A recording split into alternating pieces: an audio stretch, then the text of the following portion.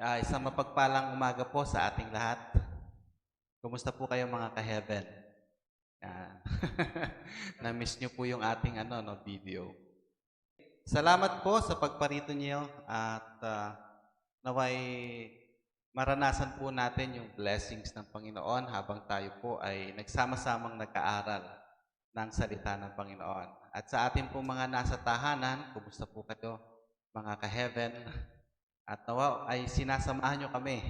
Naway maranasan nyo po ang pagkilos ng banal na Espiritu. Nagsimula na po yung ating distant learning. Okay, so yung tinatawag po nating, anong tawag dito? Homeschooling. No? Distant learning. Ito po ay nagsimula nung Monday. Kaya po, for sure, marami pong na-stress, maraming napagod na mga teacher. At hindi lang yung mga teacher, napagod sa kakulitan ng mga estudyante, napagod din yung mga estudyante. Kasi first time sa buhay nila ay ginawa nila iyon. At hindi lamang yung mga teacher, hindi lamang mga estudyante, pati mga nanay at tatay, napagod din. No, pagkatapos daw ng klase, maraming nanay aakyat sa stage.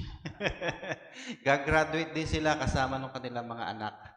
Hindi lang mga nanay, hindi lang mga tatay, pati mga tito at tita, ate at kuya, minsan lolo at lola, at minsan pati kapitbahay ay nadadamay. At dahil dyan, alam natin na napagod tayo at nais nating magpahinga. Ayan. Alam natin na gusto natin magpahinga. Pero ang isa lang paalala sa atin, na sa ating pagpapahinga ay hindi tayo matulad sa mga Israelita na bagamat sila ay nagpahinga physically, nakalimutan nila na ang tunay na kapahingahan ay matatagpuan natin sa ating Panginoon. Amen po ba tayo doon? No, ang tunay na kapahingahan ay matatagpuan natin sa Panginoon. At yan po yung ating magiging topic ngayon. At hinihiling ko po ang bawat isa ay tumayo upang magbasa ng ating mga talata. Basahin po natin ang ating mga talata. Sabayan niyo po ako sa pagbabasa. Okay? Hebreo, Kabanatang 4, talatang 1 hanggang 11. Sabi po dito, sabay-sabay tayo, kaya nga, habang nananatili ang pangako ng Diyos na tayo makakapasok at makakapagpahinga sa piling niya, mag-ingat kayo at baka mayroon sa inyo hindi makatanggap ng pangakong ito. Verse 2, sapagkat tulad nila'y napakinggan din natin ang magandang balita, ngunit hindi nila pinakinabangan ang balitang kanilang narinig dahil hindi nila ito tinanggap ng may pananampalataya. Tayong mga sumasampalataya ay ang nakatanggap ng kapahingahang ipinangako. Ito'y ayon sa kanyang sinabi, sa galit ko'y aking isinumpa na hindi sila makakapasok at hindi makakapagpahinga sa aking piling. Sinabi niya ito kahit tapos na niya ang kanyang mga gagawin mula nang likhain ang sanglibutan. Verse 4, sapagkat sinasabi sa isang bahagi ng kasulatan ang tungkol sa ikapitong araw, at sa ikapitong araw nagpahinga ang Diyos sa kanyang paglikha. At muli pang sinabi, hindi sila makakapasok at makakapagpahinga sa aking piling. Verse 6, ang mga unang nakarinig ng magandang balita ay hindi nakapasok at nakapagpahinga dahil hindi sila sumampalataya, ngunit may mga inaanyayahan pa ring magpahinga sa piling ng Diyos. Kaya't muling nagtakda ang Diyos ng isa pang araw na tinatawag niyang ngayon. Pagkalipas ng mahabang panahon, sinabi sa pamamagitan ni David sa kasulatang nabanggit, ngayon, kapag narinig ninyo ang tinig ng Diyos, iyang inyong puso'y huwag patigasin. Kung ang mga tao noon ay nabigyan ni Josue ng lubos na kapahingahan, hindi na sana ipinangako pa ng Diyos ang tungkol sa isa pang araw ng kapahingahan. Kung paanong nagpahinga ang Diyos sa ikapitong araw, mayroon ding kapahingahang nakalaan sa mga taong sumasampalataya sa Diyos. Verse 10, sapagkat ang sino mang makapasok at makapagpahinga sa piling ng Diyos ay magpapahinga rin sa kanyang paggawa tulad ng Diyos na nagpahinga sa kanyang paglikha. Kaya't sikapin nating makamtan ang kapahingahang iyon at huwag mabigong tulad ng mga hindi sumasampalataya. Pagpalain po ang pagkabasa sa salita ng Panginoon. Saglit po ulit tayong mag-pray. Ama naming Diyos, sa inyo po namin ipinagkakatiwala ang amin pong pag-aaral ng iyong salita. Alam po namin, Panginoon, na kami po ay walang sapat na kaalaman tungkol dito. Subalit kayo po, sa tulong ng iyong banal na Espiritu, ibibigay niyo po kami ng karunungan upang maunawaan po namin ang mga salitang aming pong na pag-aaralan. Sa iyo po ang kapurihan at inaasahan po namin na kami po inyong pagpapalain sa pangalan ng iyong anak na si Jesus. Amen. Makakaupo na po tayo. Okay, so counting background lang po para makita po natin yung chapter 3 ng Epistle to the Hebrews. Ayan po, kapag binasa natin, kasi chapter 4 yung binasa natin ang mapapansin po natin dito, ipinagkumpara si Jesus Christ at saka si Moises. So, tapos sa pagkukumpara, pagka tinignan natin yung chapter 3, makikita natin to na nauwi sa pagbibigay ng warning. Winarningan, batay dun sa halimbawang ipinakita ng mga Israelita. So, ano ba yung ginawa ng mga Israelita? Kasi natural yung panawagan Dahil sa kabila ng pamumuno ni Moises, halos, pag binalikan natin sa Old Testament, halos walang nakapasok sa kanyang ipinangako. Hindi nakarating sa lupang pangako ang mga lumabas galing ng Ehipto. Ang tanging mga nakapasok lamang, yung mga ipinanganak sa ilang, si Caleb at saka si Josue. Sila lang yung nakapasok. Maging si Moses, hindi nakapasok sa promised land. Nadamay si Moses doon. Ang dahilan po, kawalan ng pananampalataya. Kawalan ng pananampalataya. Now, under Christ's leadership, meron din pong ganitong panganib na nag-aabang sa atin. Yung tinatawag nating kawalan ng pananampalataya. Okay? So, nabasa natin yung kanina, Hebrews chapter 3. Hindi pala natin yung nabasa. Pero kung babasahin po ninyo, pwede kayong mag-take down note para mamaya sa bahay. Ay mabasa po ninyo. Hebrews chapter 3 verses 14 to 15 at chapter 4 verse 1. Now, pagdating dito sa chapter 4, yung binabasa po natin kanina, tuloy pa rin yung warning na ibinigay na patungkol ito sa tinatawag na promised rest o yung kapahingahan. Ano po? Promised rest na naghihintay sa atin. Naghihintay sa tinatawag nating faithful na Christian. Ito kasi yung promised. Actually, yung rest na promise, actually, madami yan. Madaming klase ng rest na matatagpuan natin sa Scripture. Pero itong particular na rest na to na dinidiscuss natin, itong rest na to, hindi ito na i-provide ni Moises at ni Josue. Na isa sa mga dahilan kung bakit binibigyan ng exhortation ng writer ng Hebrew na hindi dapat nila talikuran si Jesus at bumalik sa Judaism. Kasi ganun yung nangyayaring senaryo. Nakilala nila si Jesus Christ. Pagkatapos, gusto nila uling bumalik doon sa dati nilang nakagawian. Parang the same din, yung last time na aking na-share sa inyo, yung about contending for the faith, earnestly for the faith, ganun din yung mga tao. Pagkatapos na ipakilala ng Diyos ang Panginoong Jesus at alisin yung mga tinatawag na sacrificial laws or yung ceremonial laws, gusto nila uling ibalik.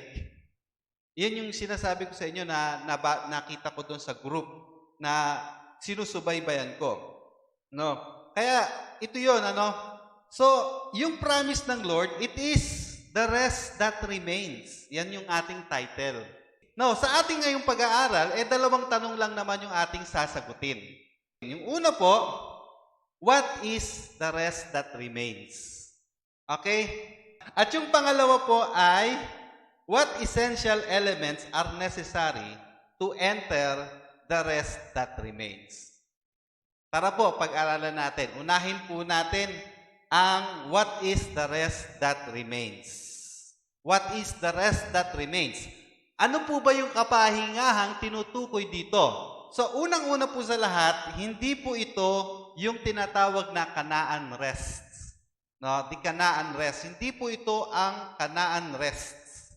No? Itong Canaan rest na ito ay binanggit po ito sa Deuteronomy chapter 3 verse 20, chapter 12 verses 9 to 10, Joshua chapter 1 verses 13 to 15. Yan po ay binanggit diyan.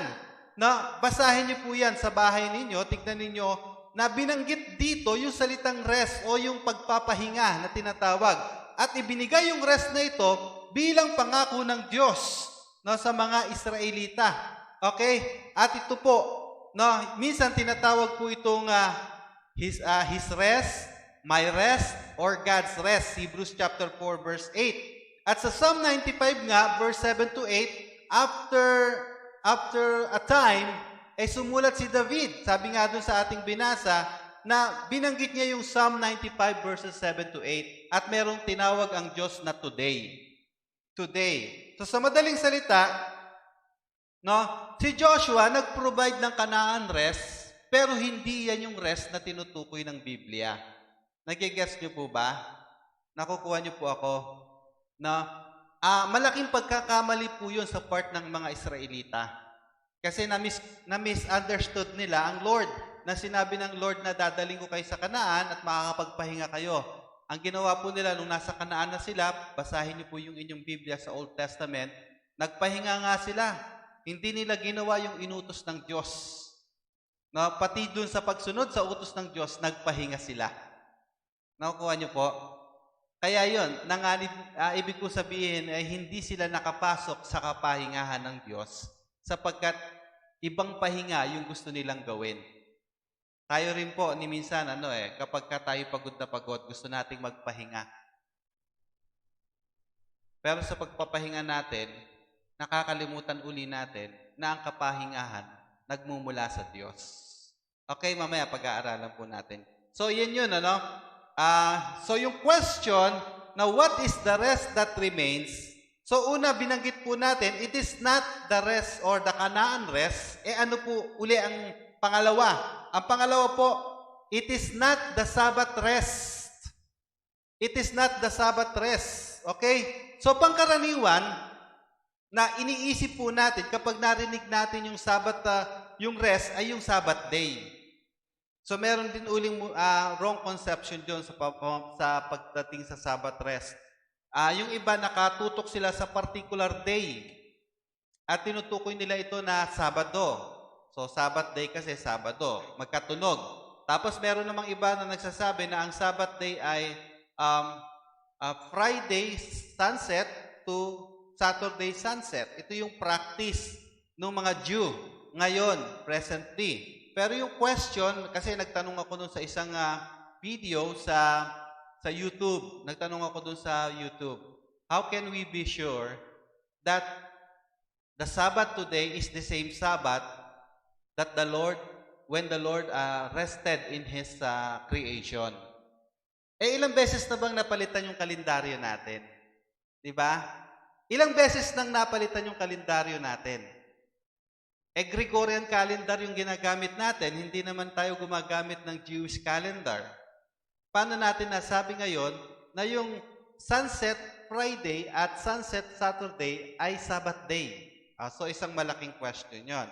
Gayunpaman, itong Sabbath rest na ito, una itong binanggit ng Panginoon sa mga Israelita sa Exodus chapter 16 verse 23 na the rest of the holy Sabbath unto the Lord. Exodus chapter 16 verse 23. Ito nga yung seventh day of rest o seventh day rest na patterned sa kapahingahan ng Lord na makikita natin sa Genesis chapter 2 verse 2. At pagkatapos nito ay isinama ito sa Ten Commandments sa Exodus chapter 20 verses 8 to 11. At itong particular Sabbath day po na ito po'y ibinigay only to Israel. Take note ha. Ito po'y ibinigay only to Israel. Bakit ibinigay sa kanila? Obviously, kasi for 400 years, wala silang pahinga sa Egypt. Alipin sila dun Tama po ba? So kaya ang sabi ng Lord sa kanila, makakapagpahinga kayo. So it was given to Israel. It was not given to the forefathers. Hindi to binigay kay Abraham, hindi to binigay kay Isaac, hindi to binigay kay Jacob. Yan ay mababasa natin sa Deuteronomy chapter 5 verses 2 to 22 and Nehemiah. Ito'y ibinigay sa kanila bilang weekly remembrance para po maalala nila kung paano sila niligtas ng Panginoon. Kaya ibinigay sa kanila ito as weekly remembrance. Kaya ito every week inaalala nila yung Sabbath day, Sabbath rest. At ito'y mababasa natin sa Deuteronomy. Ang tanging Gentile, tandaan po natin na Israelites po yung binigyan nito. Ang tanging Gentile po na kasama na dapat alalahanin nila yung utos ng Diyos, no, ay yung mga Gentile na kasama nila. Ang sabi po doon ay, your stranger who is within your gates. Ayan. Yung mga nasa gate nila, yung mga nandoon sa kanilang tawag dito, kanilang teritoryo. Okay? So, ang Sabbath day, ang sabi po, gaya ng kautusan, it has done away. It has done away. Gaya ng ibang kautusan, gaya ng ceremonial laws. Mababasa niyo po yan, no? It was nailed to the cross. Kasama itong ipinako ni Kristo sa Epeso, kabanatang 2, talatang 14 hanggang 15, at Colossus, talatang 2, hanggang kabanatang 2, talatang 14. Nakukuha niyo po ba ako? Naintindihan niyo ako? Kasama itong pinako sa krus. At kung ikaw ay isang sumasampalataya kay Kristo at tinatawag na in Christ, no? Tayo ay namatay na sa kautusan. Tayo ay namatay na sa kautusan, tinubos mula rito para po maglingkod ng malaya sa ating Panginoong Jesus. Nagigets niyo po ba ako? Romans chapter 7, verses 4 to 6. Ang tawag nga dito sa Bible ay ministry of death. Yung pagka ikay naglilingkod dahil sa kautusan, ang tawag dito ministry of death. Pero kung ikay naglilingkod dahil sa banal na espiritu, ang tawag po rito ay ministry of the Spirit. So, yun yung pagkakaiba ng Old Covenant sa New Covenant. Yan ay mababasa natin sa 2 Corinthians chapter 3, verses 5 to 8 and verse 11. Are you still with me? Nasusundan niyo ba ako? Nasusundan po ako. So, kaya nga, ang ginawa rito, ang sabi ng Biblia, hindi na tayo nasasakop nito. Sa halip, ay ang ginawa ng Diyos, ipinaubaya ito sa ating mga konsensya. Anong ibig sabihin ng ating mga konsensya? Ang sabi ni Paul, ito about pagkain ito, mababasa natin ito sa Romans chapter 14, verses 4 to 6. Kapag binasa po natin ito makikita natin, yung binanggit ni Paul dito ganito. Kasi nagkakagulo sila noon. Kakain ba sila o hindi? Yun lang, simpleng-simple, pagkain lang. Ito bang pagkain ito, bawal o hindi? Nasabi ni Paul, kung labag sa iyong konsensya, huwag mong kainin. Kung hindi mo kinakain yung isang pagkain, huwag mong ipilit sa iba na huwag din nilang kainin. Kung kinakain mo naman, huwag mo naman ipagpilitan na kainin ng mga hindi kumakain. Nakukuha niyo po ba? So, halimbawa, may mga kakilala kayo, ino-observe yung Sabbath day. So be it. Anong reason mo? Depende yan sa reason mo ngayon.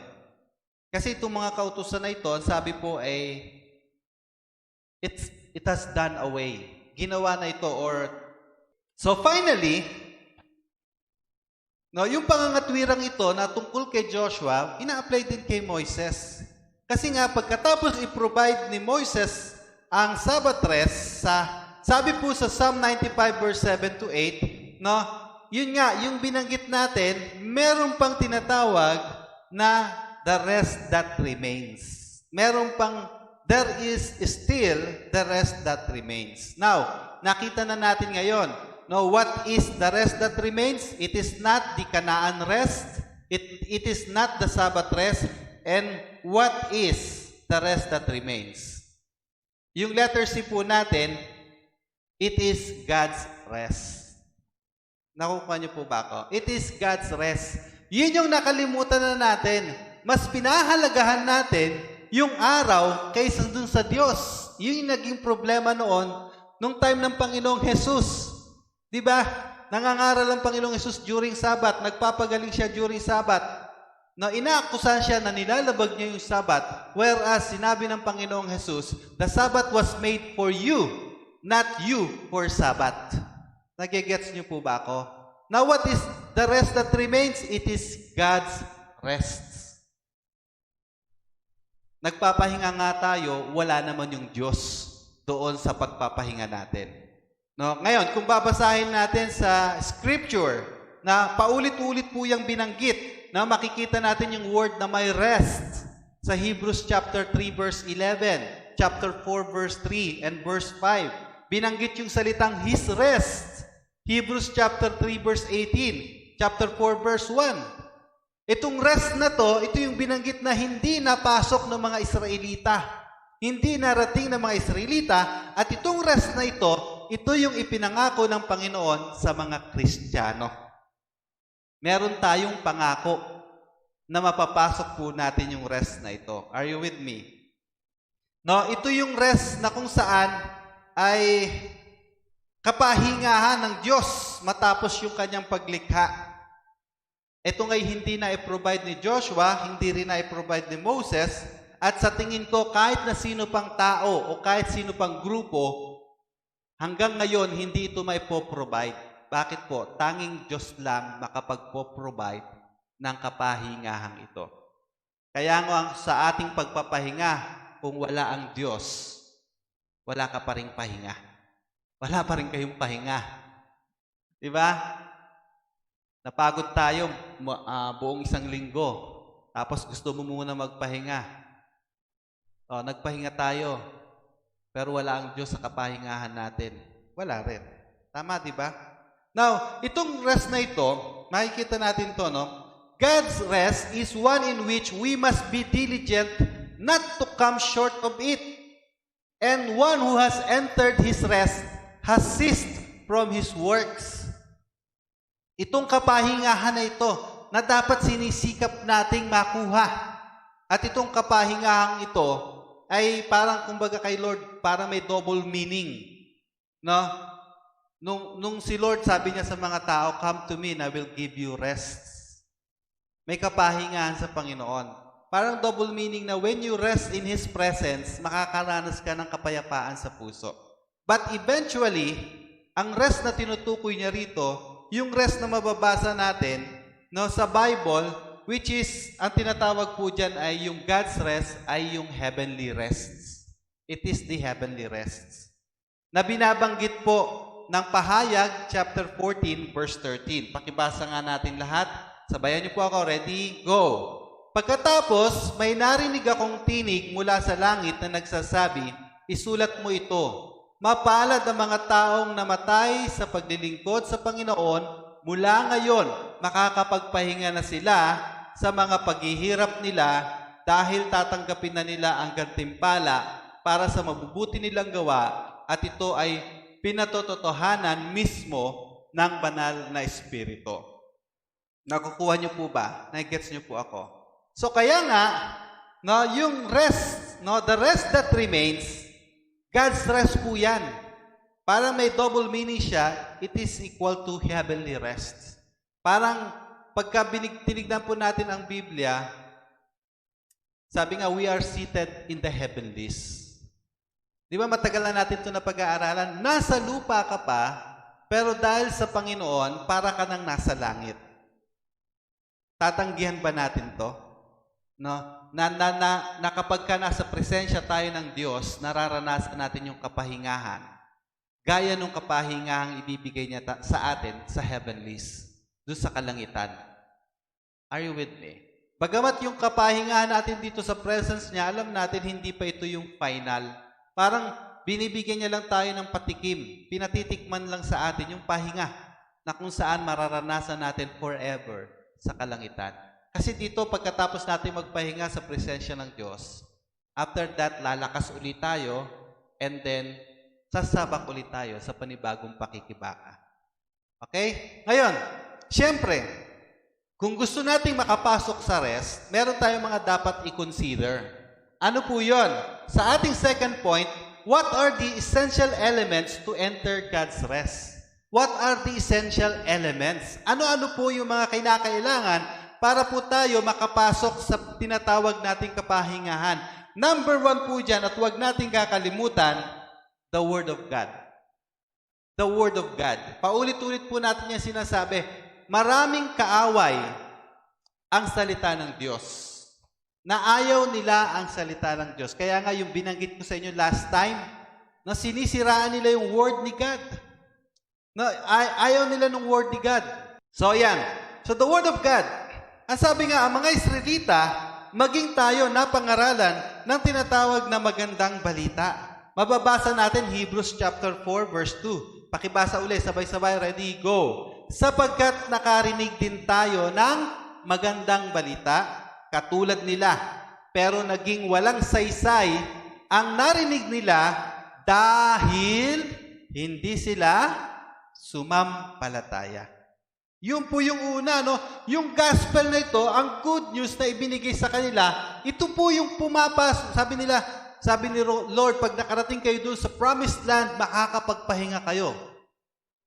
Yun yung promise sa kanila, yun yung magandang balita. Sa atin, sa part natin, yung gospel po natin na ipinapangaral sa atin, ito naman yung blessings na tinatanggap natin in Christ. Mga spiritual blessings kasama ng pangako na tayo po'y sasapiling niya magpakailanman sa kalangitan.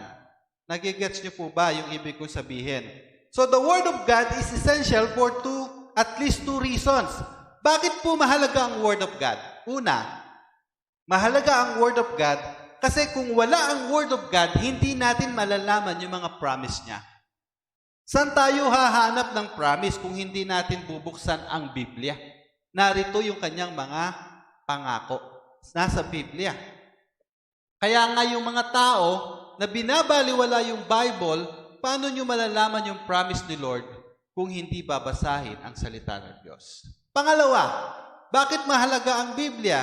Sapagkat naririto rin nakasulat kung paano natin makakamtan yung pangako. So narito yung pangako, nakasulat din dito kung paano natin makakamtan ang mga pangako. Are you still with me? Still awake? Buhay pa, ano po? Kaya nga, yung Word of God, ang sabi po dyan merong kapangyarihan para magligtas. Ayan ang sinasabi ng Romans chapter 1 verses 16 to 17. Basahin po natin. Ready? Sabay-sabay po tayo. Go. Hindi ko ikinahihiya ang magandang balita tungkol kay Kristo. Dahil ito ang kapangyarihan ng Diyos sa ikaliligtas ng lahat ng sumasampalataya. Una, ang mga Hudyo at gayon din ang mga hindi Hudyo. Sapagkat ipinapahayag sa magandang balita kung paano itinuturing ng Diyos na matuwid ang tao at ito'y sa pamamagitan lang ng pananampalataya. Ayon nga sa kasulatan, sa pananampalataya, mabubuhay ang matuwid. Ayan, yan po yung nakita natin na dahil sa gospel, nalaman natin na nagliligtas ang Panginoon. Isa yun sa mga promise niya na ililigtas tayo. At dahil din sa gospel, nalaman natin kung paano natin makakamit ang kaligtasan. Now, pero sa ating pagpapatuloy at malinaw na ating nababasa na meron pang isang kailangan. No, nandiyan yung Word ni God, pero meron pa rin tayong kailangan. Ano po yun? What else are the essential elements to enter God's rest? Yung pangalawa po, it needs na mixed with faith. Ibig sabihin na walang naging kabuluhan ang salita ng Diyos sa maraming Israelita kasi hindi nila ito tinanggap ng may pananampalataya. Nakikita niyo po ba ako?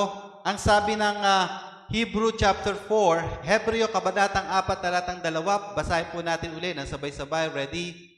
Go! Sapagkat nakarinig din tayo ng magandang balita katulad nila, pero naging walang saysay ang narinig nila dahil hindi sila sumampalataya. Nakuha niyo po ba? Ibig kong sabihin, pwede kang mag-quote ng scripture, pwede kang magkaroon ng Biblia, hawak mo. Pwede ka magbasa ng Biblia, pwede ka mag-memorize ng Biblia, pero yan ay magiging baliwala kung walang pananampalataya. Ano ba yung pananampalataya? Ang ibig sabihin ng pananampalataya, ano po? Ang pananampalataya ay pagtitiwala sa Diyos. Tama po ba? At ang pagtitiwala sa Diyos ay katumbas ng pagsunod. Therefore, yung pananampalataya ay pagsunod. Pwede ka mag-quote ng scripture sa Facebook, pwede ka maglagay dyan ng katakot-takot na scripture, pero kung hindi mo naman niya sinasampalatayanan, walang power yan para sa iyo. Walang power ito para sa atin. We need faith, pananampalataya. Okay? Bakit po? Sapagkat ang pananampalataya po ay ang salita ng Diyos ay naririto para tayo ay lumago sa ating pananampalataya. And vice versa, para magkaroon ng kapangyarihan ang salita ng Diyos sa atin, kailangan nating sampalatayanan. Are you get? Nagigets nyo ako? Tama ba yung English ko? Diba? Nakukuha nyo ako? Unless yung puso natin, kagaya ng lupang mataba, doon sa parable ng Lord, di ba, na naghasik siya ng binhi. At yung binhi na ito'y makapangyarihan, sapagkat kaya nitong bumago ng buhay, kaya nitong magbigay ng buhay, kaya nitong mag-provide ng napakalaking bagay sa isang lupa. Subalit, ang paglago nito'y nakadepende sa klase ng lupa. Kumusta po yung ating puso?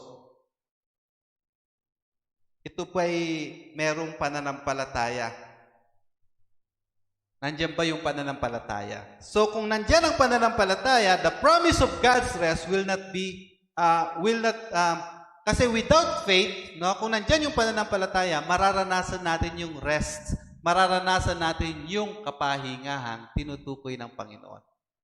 Kahit pagod na pagod tayo, kahit hirap na tayo sa mundong ito, as long na nandiyan ang salita ng Diyos at nandiyan ang pananampalataya, makakapagpahinga tayo. Then what else? Ano pa po? What else, no, are the essential elements to enter God's rest? Pangatlo po, yung fear and diligence. Ito'y parehong binigyang diin ng writer ng Hebrews. Yung fear, takot, at pagtitiyaga. Kailangan nating matakot, kailangan nating magtiyaga. Ang sabi po ng Biblia, Hebrews chapter 4 verse 1, let us fear, lest any of you seem to have come short. Matakot tayo. And then sa chapter 4 verse 11, let us therefore be diligent to enter that rest, lest anyone fall. Nakukuha niyo po ba? Kailangan natin to, no? Kailangan natin ang mga bagay nito. Yung fear, iyan yung awesome reverence na may mahalagang lugar sa ating mga buhay. May takot ba tayo sa Diyos? Alam naman natin kung sino yung dapat nating katakutan eh. May itinuro ang Panginoong Hesus eh. Sabi niya, sino ba yung dapat nating katakutan? Si COVID-19 ba? Si boss ba? No? Sino ba yung dapat nating katakutan? Ang sabi ng Matthew chapter 10 verse 28, pakibasa po, sabay-sabay tayo. Ready? Go! Huwag kayong matakot sa mga gustong pumatay sa inyo. Ang katawan lang ninyo ang kaya nilang patayin, pero hindi ang inyong kaluluwa. Sa halip, matakot kayo sa Diyos na siyang may kakayahang puksain ang katawan at kaluluwa ninyo sa impyerno. Kanino dapat tayo matakot? Sa Diyos. Dapat takot tayo sa Kanya eh, kasi siya yung may kakayanan. Siya yung may kakayanan puksain tayo. Hindi lamang yung ating katawan, pati yung ating mga kaluluwa. So matakot tayo sa Diyos. Pero yung takot na yan, yung tinatawag nating paggalang, awesome reverence. Yan yung pagkatakot na tinatawag. Ang sabi pa ng Pilipos chapter 2 verse 12, pakibasa po ulit, sabay-sabay tayo. Ready? Go! Mga minamahal, kung paanong lagi ninyo akong sinusunod noong magkakasama pa tayo, lalo sana kayong maging masunurin kahit ngayong malayo na ako sa inyo. Sikapin ninyong ipamuhay ang kaligtasang tinanggap nyo at gawin nyo ito ng mayroong takot at paggalang sa Diyos. So, di ba? Kailangan natin to. Sa paglagong espiritual, kailangan natin ang takot. Kailangan natin ang paggalang sa Diyos. Kailangan natin ang diligence. Ang sabi pa ng 2 Peter chapter 1, verse 5, pakibasa ulit, sabay-sabay tayo. Ready? Go! Dahil dito, pagsikapan ninyong maidagdag sa pananampalataya nyo ang kabutihang asal, sa kabutihang asal ang kaalaman.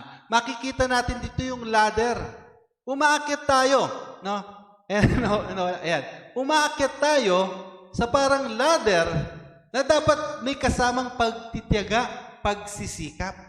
Dapat maging masikap tayo sa paglago natin bilang espiritual, bilang mga mananampalataya, para makamit po natin yung goal natin bilang mga Kristiyano. Ang goal natin po bilang mga Kristiyano ay to become like Christ. To become like Him. Yung karakter niya, mapa sa atin. Na parang sa gayon, kapag tayo'y kausap ng tao, ang nakikita nila sa atin ay ang Panginoong Hesus. At hindi yung ating ugali na iniwan na natin. Are you with me? So, dapat tayo maging masikap, dapat tayo maging masigasig. Kung totoong tayo pinili ng Diyos, kung totoong tayo tinawag ng Diyos, yun po yung paalala sa atin. Tatlo yun, di ba? Word of God mixed with faith, fear, and diligence. Okay. So, in our conclusion, the rest that remains is indeed a wonderful blessings. Napakagandang blessings po niyan. Yung pananampalatayan niyan. It is God's rest and therefore a heavenly rest. It is the rest which one has ceased from his work. No, as God did from his work. Hebrews chapter 4 verse 10. It is the rest in which John heard a voice from heaven speak in Revelation chapter 14 verse 13. Pero nakita natin kung paanong hindi ito nagkaroon ng kabuluhan sa mga hindi sumasampalataya. Kaya nga, bagamat sila'y pinili ng Diyos bilang bayan, especially yung Israelites, at pinangakuan sila ng Diyos, hindi po nila natanggap yung pangako because of their lack of faith.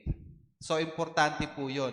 Individually, dapat po tayo ay maging sigurado kung tayo'y tinawag, kung tayo'y pinili, kinakailangan po nating maging diligent, no, sa pagsunod sa ating Panginoon. Narinig natin yung gospel, tinanggap natin ito ng may pananampalataya, kaya't makakaasa tayo na ang pangako ng Diyos makakamit natin. Are you with me? Kaya mga kapatid, kumusta po kayo ngayon? Kumusta po kayo mga ka-heaven? Kumusta po ang pananampalataya natin sa Panginoon? Kumusta po ang pagbubulay-bulay natin ng salita ng Diyos? Kumusta po yung ating obedience sa Panginoon? Kumusta po yung ating diligence? Kumusta po yung ating fear? Yan po, magandang pagtignan natin yan. Baka tayo'y nasasama na doon sa mga mahilig mga tuwiran at sasabihin na iintindihan ako ng Diyos. Yes, brothers, yes, sisters, naiintindihan kayo ng Diyos. Pero kahit naiintindihan tayo ng Diyos, kapag hindi tayo sumusunod sa Kanyang panuntunan, hindi tayo makakasama sa makatatanggap ng pangako. Nagets niyo po ba ako? Nawa nga, no, itong the rest that remains na ito, ay makasama tayo. At nawa yung mga salita ng Hebrews chapter 4 verse 11 ay tumanim sa ating mga puso at sa ating mga isipan. Basahin uli natin ng sabay-sabay. Let's, ready? Go. Let us therefore be diligent to enter that rest, lest anyone fall according to the example of disobedience. May the Lord bless us all. Magandang araw po sa ating lahat.